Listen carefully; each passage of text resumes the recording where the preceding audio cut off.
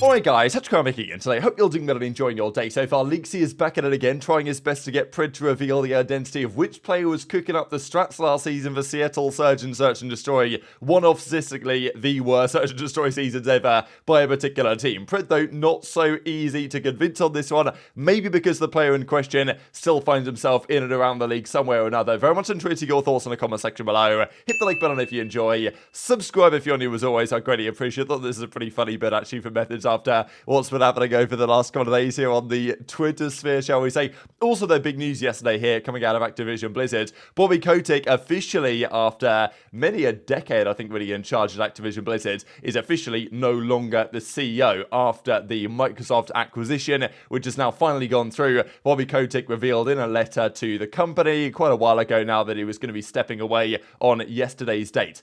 That's now the case. Bobby Kotick no longer in that position, and it was kind of entertaining in a way that as soon as he was gone, there were many stories of many examples of employees just talking about, what a terrible character this guy was really within the organization. But anyway, he's gone now. The question is anything going to change, I suppose, internally? And also, what does it mean for Call of Duty and the other franchises? Some would say, and I kind of get it, Microsoft are more laissez-faire, they're more hands-off in their production, the way they deal with the development studios. So is that going to be good or bad? I think the devs will have more freedom to design the game as they see fit. Whether that's actually a good or a bad thing, I don't know. I think it's certainly a good thing if Treyarch are making the game, but on the other years, there's, something still to be said for that. And also, given that Microsoft are more hands-off in general, the question is, all right, what does that mean for the esports side? Like, Microsoft have never necessarily been one of the organizations that was going to do what Activision Blizzard did, putting together the franchise league. Now, the franchise league in many ways has been a disaster,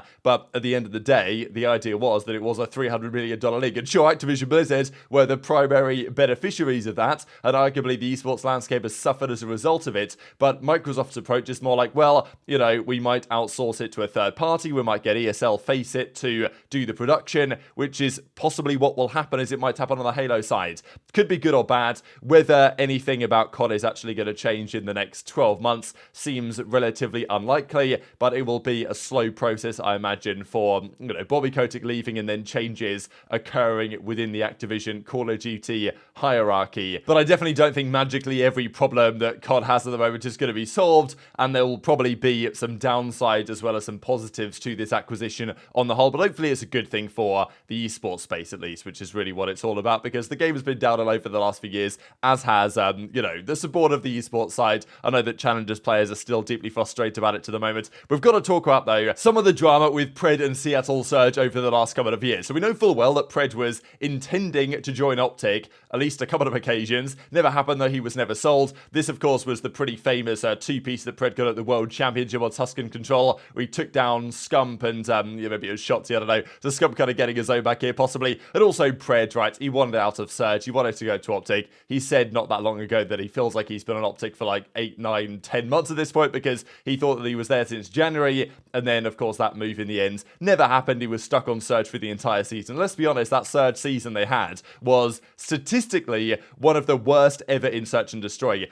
Did they break the S&D loss streak records? I think they must have done, because I think they lost 12 Search and Destroys in a row. Maybe it was even more than that. I don't know if it got any worse than that. But they lost an obscene amount of Search and Destroys in a row, Seattle Surge, last season. And it was a big talking point of the early part of the year. Why are they so bad in this game mode? What is going on? Especially when Pred's numbers in the game mode over the course of the year were really good. And somehow they actually almost turned it around a little bit. They weren't bad Surge at Raleigh, the first event of the season last December, but that was very early days. Not long after that, they went on like the worst S&D run of all time. And, they were getting roasted so hard on the flank by Shotzzy, by aBeZy, by others, just saying that, like, they just do the same thing over and over again. They have no strats in Search and Destroy. It's absolutely terrible. Now, so far, yes, Sure, OpTic lost the first 3 Search and Destroys they played in round 11, but since then it's been a good, trajectory for them, and Pred has been a monster in Search and Destroy for the last couple of years on the Seattle Surge,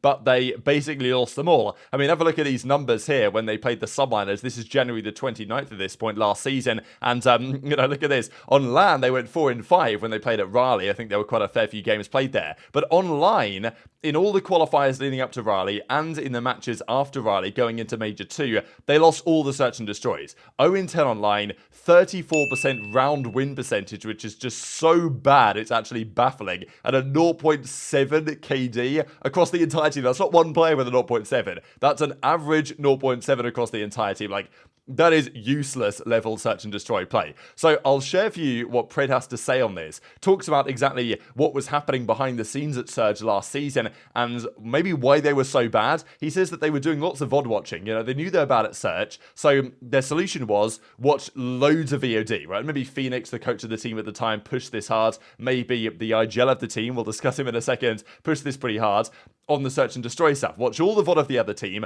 understand exactly what they're going to be doing, and therefore we can adapt and prepare and everything like that. Obviously, this one was a 6-5, and accuracy goes 3-10, Pred, 9-8 or something, and Mac tried his best, but it still wasn't looking good, and apparently that strategy of watching the VOD didn't really work, because sure, in certain situations they knew what they were doing, but if the other team had some other ideas, they were completely lost. Shotzzy then tries to tease out a Pred who was cooking up these strats, who was coming up with these ideas, and Pred isn't so keen to give over the answer. Just so I could build off. Now, my one strats. thing that I noticed, well, for me, my team last year almost broke the losing streak of S&D. And we were doing insane VODs.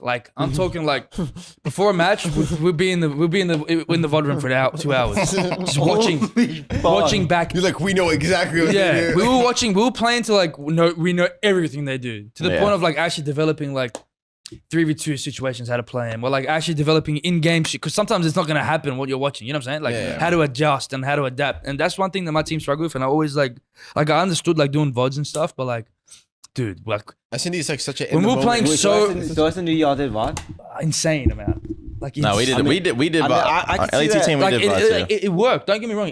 There was times where I would get a kill because I'm okay, they don't do this. I understand that, but I'm talking to the point when if that doesn't happen, it's what do we do? And then there's a minute left in the round, and then it's oh shit, you know what I'm saying? And at this point, we just ironed up, hoping they just walk to us. We weren't really doing it. We were watching who's their bomb carrier. Yeah, that's if they go A, what's kind of their post plan setup, stuff like that. But me, I've always said if you're not confident in every respawn map, you have to be a good S&D team. Because if you lose the first map, you need to bounce back on the second map. Yeah. And if you always have that, that's why I thought my Vanguard team was so good, was because we're actually decently good at S&D, and we were good at hardpoint, obviously. But if we ever lost a close hardpoint first map, we bounce back into S&D. And you always need to make you always have the idea of making it 1-1.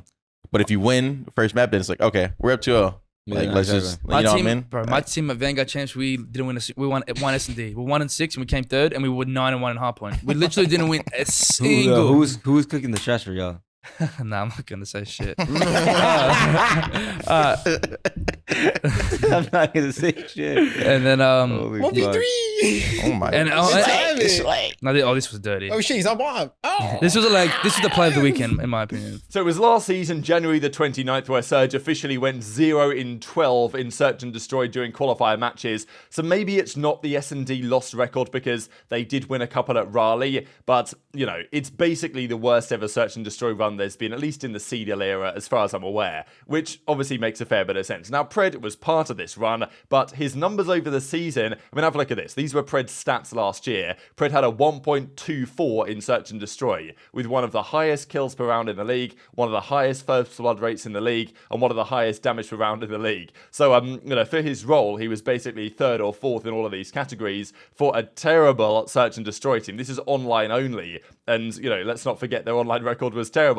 Now, just to compare across a couple of events last season to see what the numbers were looking like. This was Major 5 last year when, Pred and Sib did an okay job in search. Not quite so much for Mac here. They won 1 in 5 in the search and destroy run during that cycle. So, just a tragic end to the season, I'm not going to lie, for Surge last year. This, though, for example, was when they got top 6 at Major 3. They went 5 in 5 in search and destroy during this campaign. Pred had a 1.56 in the mode, was top in the league in kills per round and in first blood rates. And then it was Mac and accuracy somewhat falling behind here. This, though, was by far the most egregious one. This is so outrageous, it's actually ridiculous. This is Major 2, right? This was the run in Search and Destroy that we were just mentioning, where they went 0-8 in Search and Destroy online. Pred had a 1.05, Sib had a 0.6, accuracy had a 0.5, and Mac had a 0.8 for, an 0-8 rating. So this was just ridiculous, to be honest, how terrible they were in that particular game. And at the time, and sure, they got better over the season. You're expecting that, right? There is going to be some regression to into the mean. But who exactly do we think was responsible for this, right? Because clearly Pred had someone in mind, a player in mind that he thought was, doing a lot of the search and destroy strats cooking, and obviously wasn't going so well.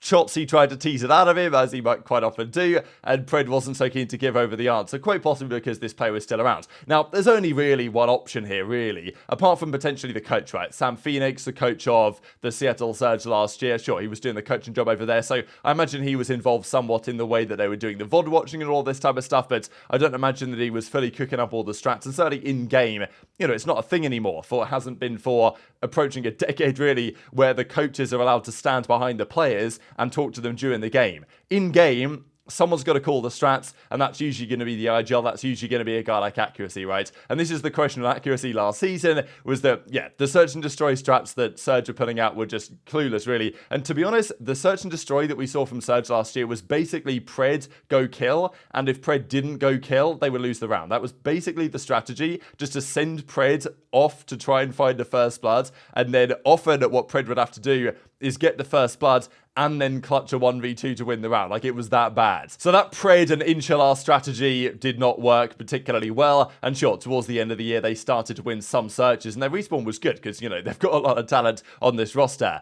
But maybe there was a certain individual aCuRacy not going so well for him at the moment. So, just to look at the present day, this is the search and destroy stats for OpTic so far this season. Sure, they lost the first 3 they played. Since then, it's been a big turnaround. Those shots has a 1.7. Pred actually has a 0.9 so far, which has raised questions on exactly how it's going to work between Pred and Shotzzy, because, to be honest, as I said, Surge's strat with Pred was pretty similar to OpTic's strat with Shotzzy. It was like, all right, Shotzzy, go out and get a first blood. And that was what they did with Pred as well. So there's definitely some learning to be had there for OpTic. This, though, is Minnesota Rokkr so far.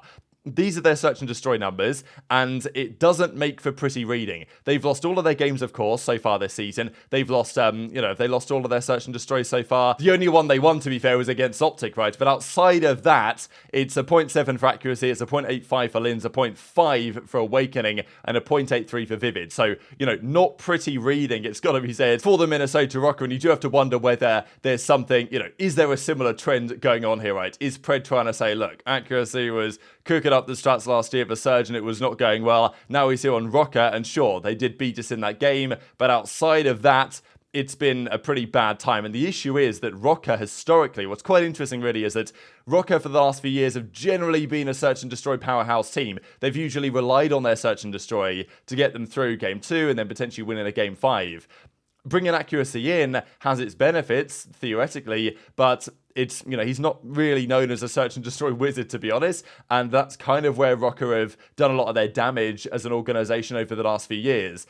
And sure, if your search and destroy isn't great, you need your hardpoint to be good, such as Surge's was, and that's what we said, right, about this Rokkr team, is it's basically just Surge, but worse. And, here we are with terrible search and destroy, it seems, still, and just worse in the respawns. So that's the difficulty for Minnesota Rokkr. Is that what Pred's getting at? Definitely intrigued to your perspective on that in the comment section below. A couple of interesting clips to close out with. I'm sure that Scrappy would call this one, TikToksy or whatever, right, when he goes for this clip on high rise. Not seen too many players go for this type of stuff, but, it's what Shotzzy does on the regular. But very much intrigued to your thoughts on all this stuff in the comment section below. Hit the like button if you enjoyed. Subscribe if you're new. Take care, and I'll see you next time.